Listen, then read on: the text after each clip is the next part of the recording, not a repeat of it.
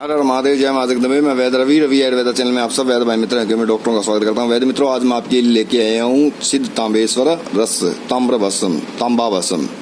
श्वेत ताम्र भी है, काली भस्म भी है और भूरी भस्म भी, जिसको ताम्र भस्म रसायन भी कहा जाता है। जिस तरह संख्य को खिलाने से पहले वैद्य 100 बार सोचता है, उसी तरह ही अगर ताम्र भस्म देने से पहले 1000 बार सोचा जाता है।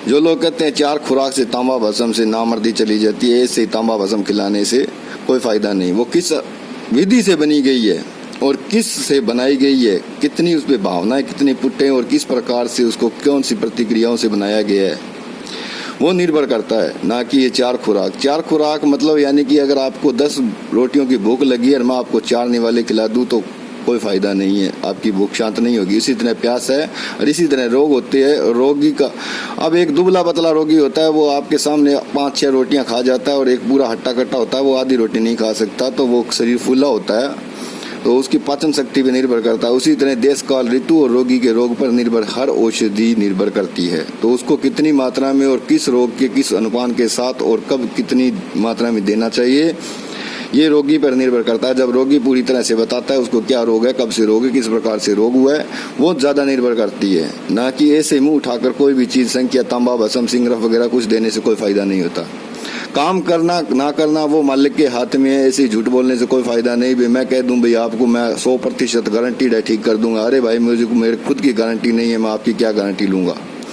तो ये है बात मित्रों, बात जो आज ताम्र भस्म आपको बताने जा रहा हूँ, ये केवल वैद्य जो रस वैद्य जिनको रस ज्ञान है, रसायन का ज्ञान है, वही वैद्य बंधु इसमें हाथ डाले, अन्यथा जो अनाड़ी वैद्य है वो इनसे दूर रहे। क्योंकि ताम्र भस्म को खिलाने से पहले 1000 बार सोचा जाता है। इसमें बहुत सारे दोष रह भी जाते हैं और इसकी परीक्षा केवल और केवल वही परीक्षा जानते हैं जिनको गुरु का सानिध्य में रह के रस विज्ञान के जिनसे दीक्षा ली है, उनको ही पता होगा। तो मैं इसमें से कुछ मतलब अनाड़ी वेदों के लिए, ताकि ये हर किसी को ना खिला सके और खुद हाँ बना ले, कोई बात नहीं, इसमें बड़ी बात नहीं है, बन सकती है, इंसान ही बनाते हैं, पर वो किसी को एरे गिरे को किसी को खिला ना दे। इसीलिए मैं आपको जो वैद्य है, जो रजिस्टर्ड वैद्य है, वो मेरे को व्यक्तिगत में पर्सनली मैसेज कर दे, मैं उनको बता दूंगा भाई इसको क्या अनुपान है। अनुपान तो वेदों को तकरीबन पता ही होता है, जो विधि से बनाएंगे उनको अनुपान वेद का 100% 101% पता होता है। जो वैद्य होते हैं उनको पता होता है, जो अनाड़ी वैद्य है उनको पता ही नहीं। अब जैसे एक परसों जो थे मेरे को एक मैसेज किया, बोला भाई साहब ये अनुपान क्या होता है। पहले मैंने कहा भाई आप काम क्या करते हो, बोले आयुर्वेद का काम करता हूँ जी। अच्छा, फिर बाद में मेरा बोलिए क्या पूछना है, बोले ये अनुपान आप हर वीडियो में कहते हैं अनुपान क्या चीज है। तो जब उसको अनुपान का ही पता नहीं है तो वो वैद्य का है बंधु। यही तो मैं आपको बताने चाहता हूँ। जैसे कि बिना रोटी के आप सब्जी के बिना आप रोटी नहीं खा सकते, बिना सब्जी के रोटी नहीं खा सकते, उसी तरह ही हर रोगी की अलग अलग तासीर होती है, हर रोगी का अलग अलग रोग होता है, उम्र होती है, एक उसको क्या चीज उसको माफक है, क्या चीज नहीं माफक है, कितनी मात्रा वो सहन कर सकता है। एक आदमी है जो 5 किलो वजन उठा सकता है, एक आदमी है जो 2 किलो वजन नहीं उठा सकता। इसी तरह ही उसके साथ कौन सी सही होगी औषधि, क्या उसको चर्म रोग है तो उसके साथ कौन सी औषधि देना है, पेट रोग है, कब्ज रोग है, अम्लपित्त है, अग्निमंद है, कुष्ठ रोग है, कब्ज रोग है, क्या रोग है, मानसिक तनाव रहता है, मानसिक आघात रहता है, उसी के ही अनुकूल उसको अनुपान वेद से उसको दिया जाता है। ना कि ऐसे ही कोई 4 खुराक ये ले खा ले मखनी से भाई ठीक हो जाएगा तूने, ऐसे नहीं दिया जाता। और ना वो काम करती है। काम करना ना करना वो मालिक के हाथ में है, वो मालिक ही करता है, सब कुछ करता है। उसके बिना उसकी मर्जी के बिना तो कोई पत्ता भी नहीं हिलता। तो बाकी जो भी है, जितने वैद्य बंधु है, इसको बनाने की जो विधि है वो मैं उनको बता रहा हूँ, और कृपया ध्यान से सुने और समझे और फिर उसको बनाए। क्योंकि बताना तो देखो 2 मिनट में, अब मैं कह देता हूँ त्रिफला चूर्ण बना लो, उसको कूटना पीसना और कपड़ छान करना, ये लो 1 मिनट नहीं 1 सेकंड भी नहीं लगी। त्रिफला चूर्ण बना लो, कूट लो, पीस लो, छान लो, कपड़ छान कर लो, ये बन गया चूर्ण।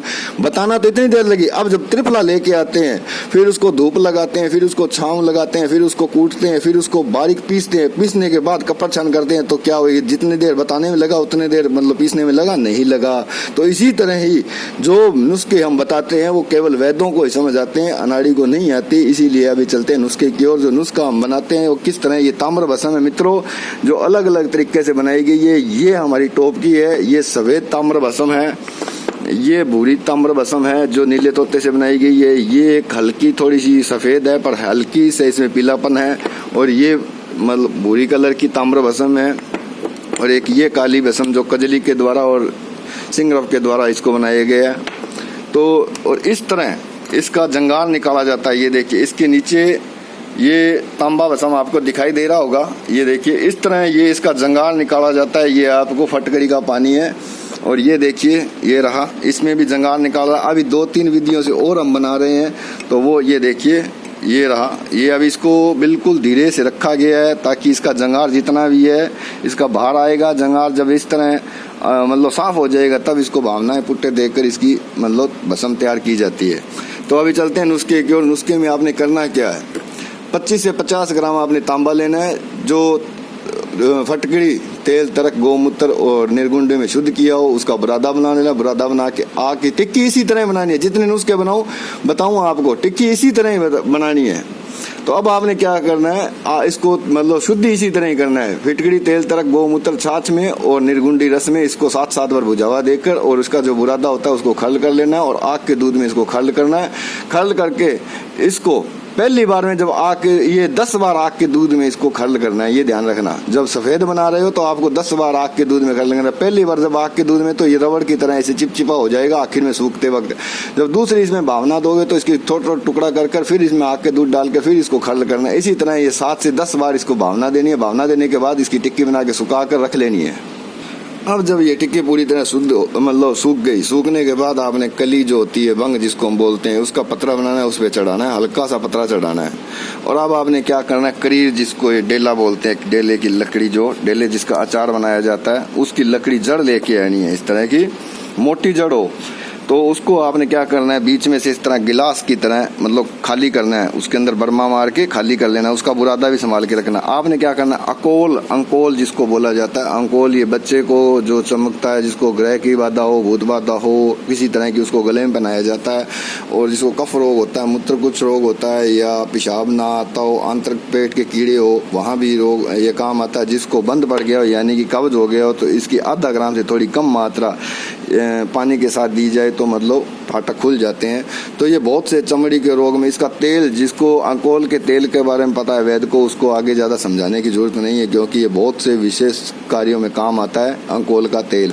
तो ये अंकोल के आपने छाल लेनी है, इस छाल को अंदर आधा नीचे को अच्छी तरह जमा कर भर देना है। जमा के भरने जो टिक्की हमने बनाई है वो इस पर ऊपर लगा देनी है। ऊपर का फिर अंकोल का छाल का बुरादा आपने फिर भर देना है। भरने के बाद ऊपर इसी का बुरादा लगा के कपड़ मिट्टी करके 12-24-48 की बंद हवा बचा के आग देनी है। 12-24-48 की बंद हवा बचा के आग देनी है। दूसरे नुस्खे की ओर चलते हैं। ये हमारा दूसरा नुस्खा, अकोल की जड़ यानी अकोल की छाल और कायफल।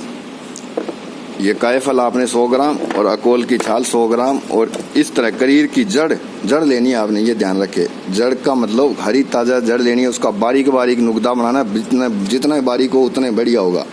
आपने क्या करना है, 1 किलो बुरादा इसका लेना है करीर का, और बाकी 100 ग्राम ये लेना है। आग के दूध में इसको तर करना है, तर करके नुकदा बनाना है, उसी तरह शुद्ध करना है, उसी तरह पहले जो मैंने बता चुका हूँ उसी तरह शुद्ध करके ताम्र को टिक्की बना के इस नुकदे के अंदर पूरा कस के वही उसी तरह 12-24-48 की हवा बचा के बंद आग देनी है। पहली आग में आप देखोगे तो इसका मतलब हल्का सफ़ेद कलर आना शुरू हो जाएगा। तीसरी आग में आपको इसको वारिदी कर सकते हैं और रोगानुसार आप अलग अलग रोगों में इसको दे सकते हैं। वो पहले आप उसकी परीक्षा जरूर कर लें।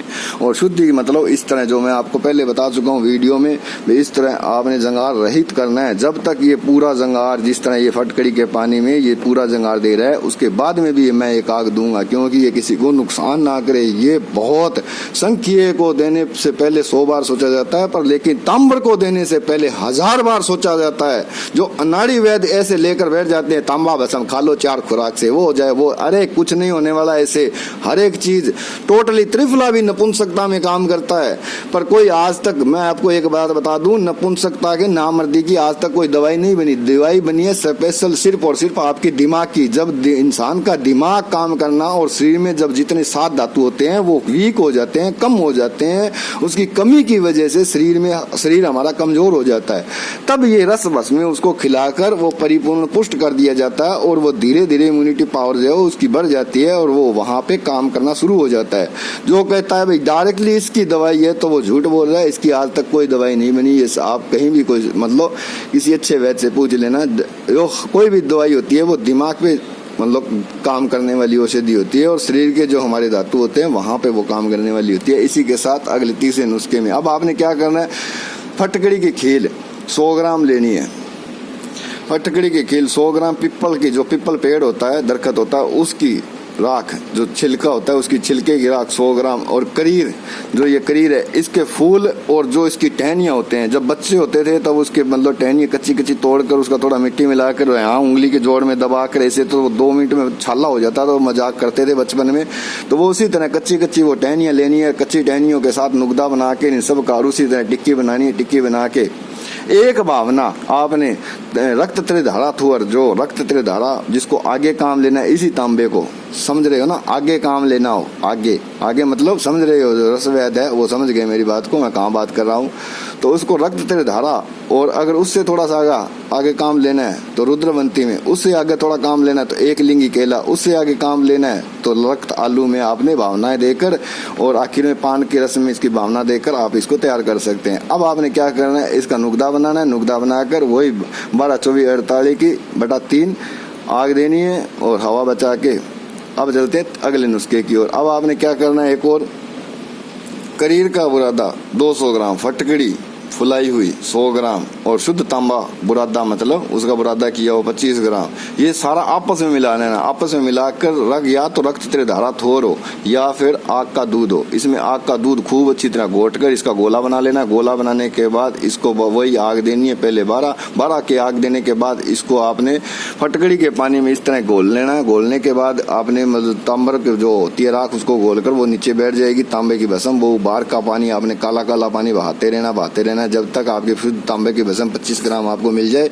तब आपने उसको फिर बाहर निकालना है। उसी तरह आग के दूध में टिक्की बनाना है। टिक्की बनाने के बाद यही करीर का बुरादा और फटकड़ी और शुद्ध वो लो जो आपने पहली आग दी है उसी तरह फिर 4 आग देनी है। इस पे बाद में ये आपको बिल्कुल ये ताम्र भस्म आपको सफेद मिलेगी, बिल्कुल शुद्ध। तीसरी 12, 24, 48 पे आग हवा बचा के बंद आग देनी है। इसके बाद में आप इसको संपूर्ण रोगों में, पित्तजन्य रोगों में, यकृत रोग है या मानसिक तनाव रहते हैं, सभी रोगों में आप इसको अलग अलग अनुपान भेद के साथ, चमड़ी के रोगों में, पित्तजन्य कब्ज रोगों में, रक्त का आबुर्द हो या कफ आबुर्द हो, कफ रोग हो, कफ प्रेम में हो, सभी में यानी पित्तजन्य रोगों में आप अनार के जूस के साथ, बेलगिरी के जूस के साथ, इसके या गुलाब के गुलकंद के साथ या गुलाबरी के साथ दे सकते हैं। यानी कि संपूर्ण रोगों में अलग अलग अनुपान भेद के साथ इसको दे सकते हैं। तो इसी के साथ मिलते हैं अगली वीडियो में, तब तक बने रहिए मेरे साथ। हर हर महादेव, जय मां जगदम्बे। आपका दोस्त वैद्य रवि आयुर्वेदा चैनल में आप सब वैद्य मित्रों का स्वागत है। हर हर महादेव, जय मां जगदम्बे।